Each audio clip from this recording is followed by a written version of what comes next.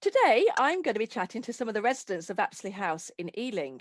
Apsley House is located on Longfield Avenue, adjacent to Ealing Council's offices in Percival House. Apsley House is housing for people aged 55 and over who've previously occupied larger council or housing association homes. Today, I'm joined by Carol and Val, who both live in Apsley House. So, how are you both? Fine, thank you. Fine, thank you. Very well. I'll go to Val first. Val, have you always lived in Ealing? Since I was 3, so 66 years. When I was a child, I lived in South Acton in my grandparents' home. Then we moved into the Val. Then when I got married, we stayed in the Val. My husband and I got a flat. Moved down to Fletcher Road, which although comes under Chiswick, is still an Ealing council. And then we were offered this place and moved here in 2013. Where were you living before you lived in Apsley House? Fletcher Road.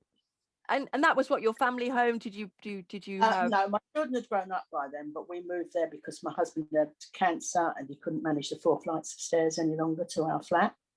Carol, same to you, really. Have you always lived in Ealing? Have you always been here? Oh, I've lived in Ealing for 8 years. I came from Stonebridge, which was a big estate, but I grew up on Stonebridge before they developed it. It was a village when I was born, and my parents were from there, my grandparents, and they redeveloped it, put all these big, huge blocks of flats there, and it was unbearable.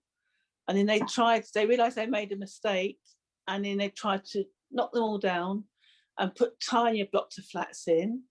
And it was still so overdeveloped. So I applied to get out of the area, and I came here in 8 years, which I've always enjoyed.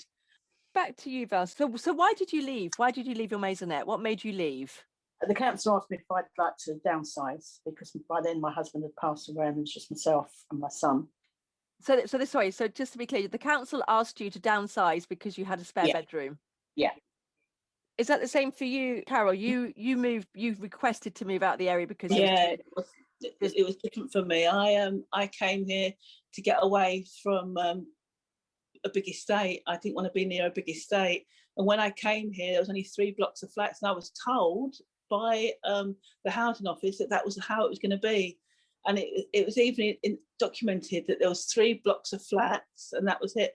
And as soon as I moved in, they started building all these extra blocks in Dickens Yards. So just to be clear, so when you moved into Apsley House, so Apsley House is on Longfield Avenue. For anyone that lives in Ealing, they'll know that as the road that's opposite the council Percival House building, and it's behind Ealing Town Hall. It's on the opening of Dickens Yard. So the whole of Dickens Yard hadn't been developed when you moved into Apsley House. No.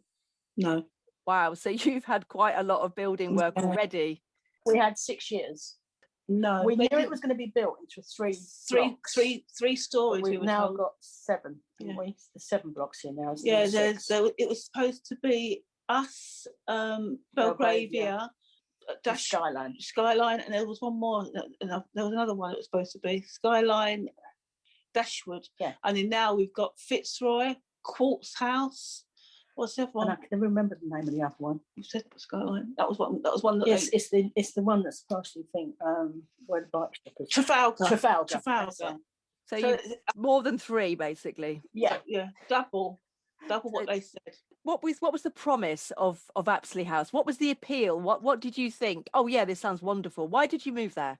Good location because I've got several health problems, so I need to be near shops, which I am. Quiet, lovely view.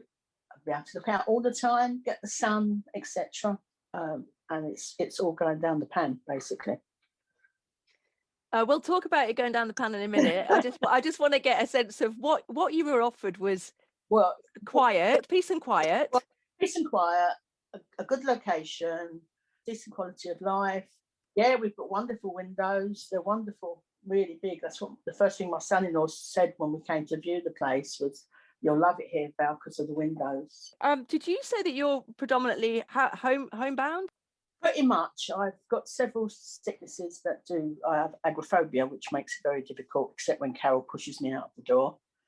I've got labyrinthitis, which makes me bedbound for several days, fibromyalgia, osteoarthritis and COPD, and depression. So you're not exactly getting out the flat, nipping over to Walpole Park to sit in the park, right? Well, Okay. since we've been in lockdown, I've been shielding, and I've been out probably, if you work it out in hours in that 12 months, possibly 7 hours. Wow, in 12 months. Yeah. And as I said, that's only when Carol pushes me out of the door. So your connection with the outside really is just through your window, isn't it? Yep. That's it. That's all I've got. Carol, are you on the same side of Apsley House as Yeah. you've got a similar kind of view? I look out onto the offices, which is not, it's not a nice sight, but it's not bad. It's peaceful in the evenings.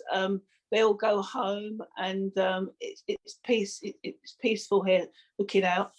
What you went to Apsley House for, you went there because the council said, come here, you're the perfect age for this scheme that we're offering. By coming here, in a way, you're freeing up a bedroom that we can then use to home people who desperately need more space. So I think you've both touched on it briefly, but what's it like living in Apsley House? Is it a nice place to live? It's like all housing associations. It has problems like anywhere else, lifts break down, etc. But as a whole, yeah, it's pretty nice. We all get on pretty much on our floor, don't we? Yeah. We're all kind of friendly. We don't go in each other's houses willy-nilly. In fact, the only person I really have is Carol, and I go to Carol's. That's it. But you've got a sense of community and a sense of support there. You know that you've got a few people's numbers you can ring down if you've got a problem, and they will come up and help. Or if I need shopping, someone will always say, I'm going shopping today, do you need any shopping? So it's really nice in that way. So it's a little community. It's a nice block, actually, and no matter where you went, if you went into a house or even in the country, no matter where you went, everyone has problems. It's just around the corner from the shops. We're local to all the bus services. The train is just around the corner. Everything is local, so it's easy for me to get to work on the days that I work. It's a very convenient location, isn't it? And very, very convenient. And the neighbours are nice. As you go in and out, you chat to the neighbours, and it is very nice. But how does your flat how does Apsley House kind of fit in with the rest of Dickens Yard? Is there a big sense of community with the whole of the other flats in Dickens Yard, or is that more of a? We are. How can we say this nicely? We're the plebs. We're not treated the same. We're not treated the same. No. A case in point is our hot water went off a few weeks ago. Both Carol and I phoned early in the morning and to the concierge, and we were told, it's not been reported by Belgravia because we have the same heating system as Belgravia because they've got their penthouses on top of us. So I said, okay, fine, I'll phone back in a little while. I phoned back about half an hour later, and they said, somebody's reported from Belgravia now. We can report it as broken. So why couldn't they report it as broken from Apsley? Because St George and Lee Barron have told the concierge that our complaints don't concern them. We have to go to Catalyst. And yet they're in charge of the water and the heating. Lee Barron and St George's are, but you have to go to your housing association if your if you've got no hot water. Unless somebody from Belgravia has complained. And so Belgravia is the private penthouse. Belgravia it's kind of behind us, but we've got their penthouse. It's attached to us. Yeah, so we're all connected. Yeah, it's all attached to us. Yeah. And we've got their penthouse, which is over the top of our 5th floor flats. So you don't really feel like you're kind of integrated in part of the whole Dickens. No. I mean, the residents of Dickens Yard, are they kind of integrated with the community? Is there an integrated community there, or does it feel like it's a? Not with us. Not with us. I don't know, because we don't have much to do with them. We do belong to a thing called DYRRA, don't we? Yeah, Dickens Yard Residents Association. And we do get the odd bit of information, but not as they don't do much for Catalyst. I can understand in a way because they pay a heck of a lot more service charge. They do pay a big service charge. So they expect, I suppose that when you pay for a service, you expect a good service, and if they see that we're getting that service and we don't pay, sorry, we do pay service. And I've got to phone you back. I'm doing a podcast. I'll speak to you later. Okay, bye. Sorry. That's so 21st century. I've got to go. I'm doing a podcast. Okay, so you moved into Apsley House. It's not kind of what you expected it to be, because you were promised it was there's going to be a little bit of development around you, but what happened was quite a lot of development around you. Now, I think I was saying at the beginning when we first started talking that I use the building that's underneath you. I use there's a yoga center underneath. Yeah. I think I might have seen both of you in there a few times. Yeah, you wish. I use it very regularly, and I've been sitting there in a yoga class, and I've just been hearing drills going off, pavement being done, and I'm thinking, what are they digging up now? Have they not finished Dickens Yard? Have they not yet finished it? Dickens Yard now, but not the pavings though. They've been doing film works for 2 years. Don't I forget. know. No, I know about film works, but I mean, like, and now they're changing the fire station into 8 accommodations. Is it safe to say that what you were promised from the council when you moved into Apsley House hasn't rung true so far? Yeah, 100%. It's not what it says on the tin. Not what you were. So anyway, so they've built the Dickens Yard extra flats. They've dug up the paving slabs several times, and they seem to be quite happy with it. Further on down the road, you've had the Filmworks site. For everyone that lives in Ealing, that was the old cinema, beautiful Art Deco facade on the front. It was closed down probably 13, 14 years ago. And it hasn't been open since. And so obviously they've developed hundreds of flats there. I don't have the exact figure, but I know 251. Is it 251 flats there? So with a promise of a cinema at some point. So that's quite a big development, quite a lot of noise going on there. So you're thinking that when that's done, that's done. And then you suddenly see this huge application, which has been going around for approximately, I think, about 12 months, maybe a little bit longer, just doing backwards and forwards what it was. Because I believe initially it was a 28-story tower, and then someone's been very kind and brought it down to 26. It's the demolition of the existing Percival House, which is the council's civic offices. And that building is about 40 years old. A lot of environmentalists are kind of saying, well, it's not very environmentally friendly to just pull a building down that's quite young and then put another one up. So their intention is to pull that down and build new offices, slightly smaller ones, I believe, and then a library at the front. And then behind Percival House is quite a large staff car park.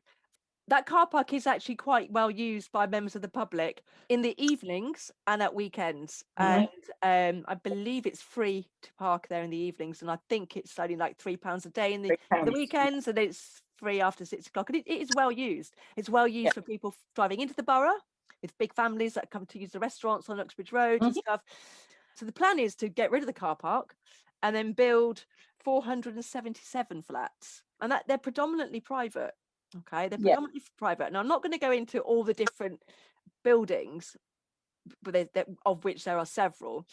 But the main problem that we have here is the fact that at the very edge of the development on Longfield Avenue, directly opposite Val, your flat, yes, in a second, is going to be a 26-story tower. Now, nobody can really imagine 26 stories because, well, we don't really have tall buildings in Ealing. There's one building which is quite an unusual looking building on the Uxbridge Road. It's about 20 stories. So we're not talking 6 stories higher than that. I did a bit of searching on the internet to see what else was that sort of height, and I realized that it was 3 meters shorter than the Statue of Liberty. That's it. Yeah. And what makes me laugh is, like, the Statue of Liberty is this landmark beacon. And they're going to have something that almost the same size, bar 3 meters, kind of overshadowing and overbearing quite a lot of 2 to 3 story residential houses anyway. Yeah. But then the trickery, the dark art of these wonderful glossy magazines and glossy brochures that get put together by the developers, they pretend it's going to be hidden behind a tree. But you can't hide the Statue of Liberty behind a tree or a leaf or a lamppost or a pillar box. So don't insult us by saying you can hide that behind the same thing. So we know how big it's going to be. It's going to be huge. So before we started this, Val, you turned your camera around on your computer and you showed me your lovely view. Now, considering the fact that you told me that you're pretty much housebound, and you sit in your room and you look out, and your aspect is, I'm assuming, slightly west facing. Yes, it is. Yeah, we see No, the set over the Sun- back. It's see this lovely. beautiful sunset. We've all seen it. People photograph it all the time in Ealing. Every week in the summer. Yeah, beautiful. So, and you can see right the way down, can't you? It's really lovely. So Yeah. this 26-story tower that's going to be built right on that edge. Tell me about your view, Val. Well, it's when it's built, it's just going to be a block of flats. That's it. All I'm going to see is walls and other people's windows. I'm going to see nothing else at all. Nothing else, because it will just completely overshadow my window. I get depressed thinking about it. Depressed thinking about it. But that's it. There's going to be nothing. Just this block to look at. I mean, I don't mind looking at Personal House. It's not too bad. It's quite a pleasant building. But this is just going to be a big, tall, oblong building with windows, and that's it. People overlooking into my flat. I'm not going to want to sit at the window all day looking at people looking at me. It's as simple as that. And the sunlight's going to go, you know. My kitchen in the daytime, because it's at the back, I have to have the light on. And if I go and do lunch or dinner, I'm going to have to do pretty much the same, I reckon, all the time, even for the lounge. When this tower's built. When the tower's built, yeah. So Val, you've said what impact it will have on your life. Carol, what's your view like from your flat? Similar to Val's? So I look out to the offices at the other end, the same sort of thing as Val. So I think I'm going to be near where the library will be, but I just don't want more flats. I know what it's like to live all on top of one another. I just do not want it again. You think they'd learn from their mistakes, but these developers don't. They want bigger and bigger and bigger, and that's all they keep doing. It's all money. You'll have to cut that out, I think. It's okay. The first planning committee for Percival House on the 17th of February was voted to be deferred. The decision was voted to be deferred. So I think everyone thought, well, that's good. Gives us a bit of a breather. We can look at it, because it does seem a bit weird to be pushing it through when we're in the middle of lockdown 3. And lockdown 3, I don't know how you guys feel, but lockdown 3 for me was worse than lockdown 1 and 2. It's had a worse. I mean, a worse effect. I think so. Yeah. I think there'll be a lot of people with a lot of battle scars after lockdown 3. Yeah. Some people are okay, but there's a lot of people that are coming out of this one. In the first lockdown, it wasn't so bad, because we've got a little courtyard downstairs that we can go and sit in. It's like on top of the shops, so we go down to the first floor and go down to it's called a courtyard, but we call it a garden. And it was okay because it was summer and we could go down there for a couple of hours while the sun was out, and it was lovely. Through the winter, we haven't been able to do that. It's been too cold. So I've literally, since I went to my daughter's on Christmas Day, because she's my Bubble. What do you call bubble? Thank you. Couldn't think what it was called. I wanted to say balloon. I knew it wasn't that. I have this thing. So apart from that day, I've literally been out twice, I think. I went to the post office on Saturday. That's the only 2 times I've been out since Christmas. The timing of the Percival House application planning committee just felt a bit kind of, personally, I just thought, well, that's been pushed on us slightly, considering we've just gone through quite a hefty lockdown, and then suddenly to find it rushed through again within 3 weeks. It was like, and then of course everyone now knows about the technical errors that happened during the meeting. And for anyone that doesn't know what they were, the last 40 minutes of the meeting, the live feed dropped. So my thing personally was, when I saw the little videos you ladies did, just talking about the impact this will have on you. I mean, I'll be honest with you, I didn't know Apsley House was there. I didn't know much about it. Nobody knows that. But I mean, well, you do, and we do now. But I mean, I didn't know much about it. I just drove past it like most people. Yeah.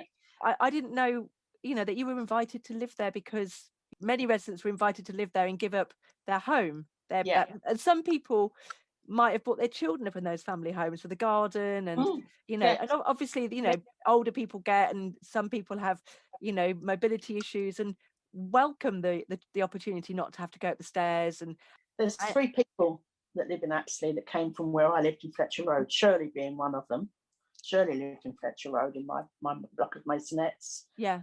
And the eldest lazy resident here lived there as well. She's 90 this year.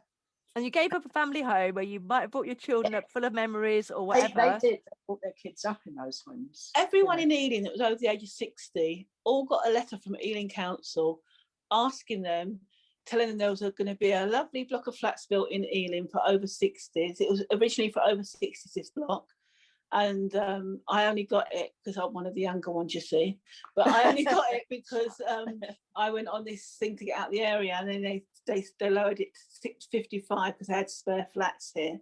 But everyone in Ealing got a letter that was over 60 that lived in council accommodation to say that there was going to be this lovely block built, and if they had a room to give up, that a family could have that property and they could move to a smaller property.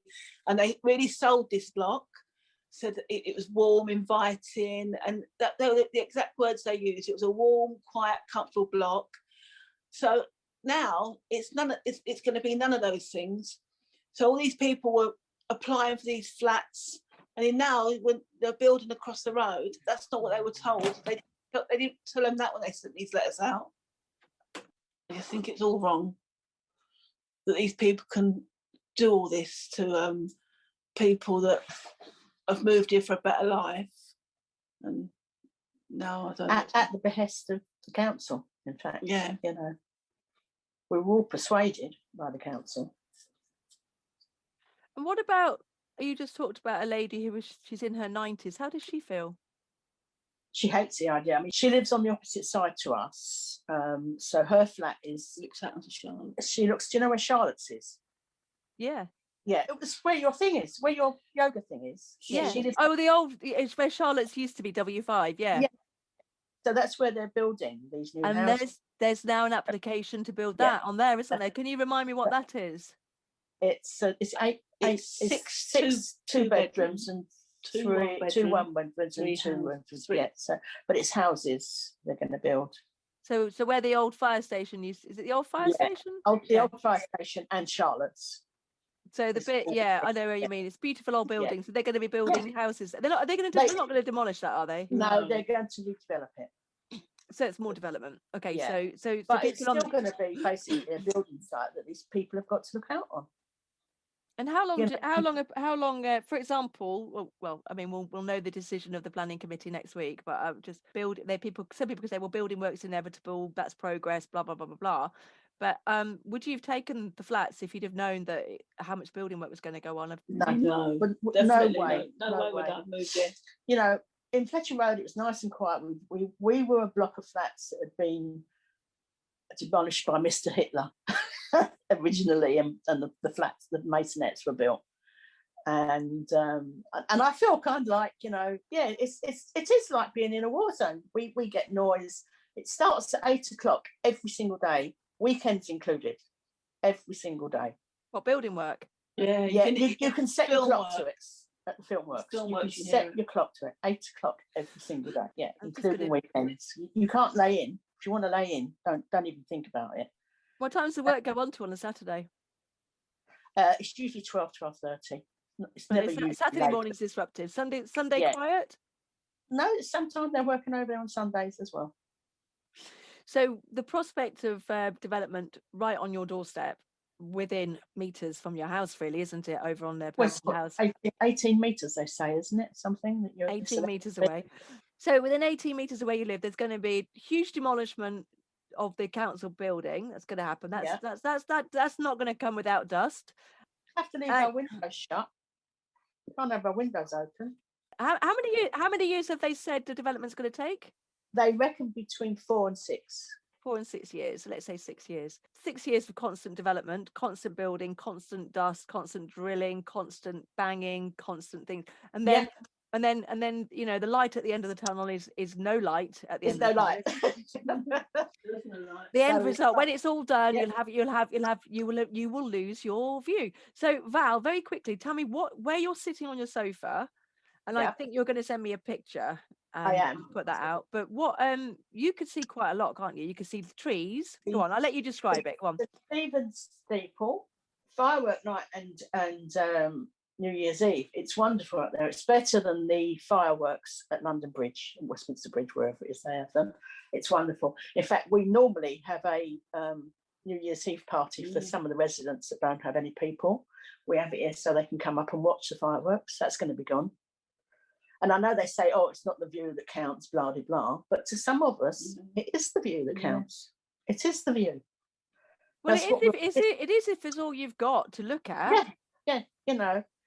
The point is, it's like you've got a beautiful view, which you look forward to spending time looking at and enjoying. Joy of the building work being finished, if it gets granted planning permission, is a 26-story tower which will completely ruin your view. It will also put a shadow.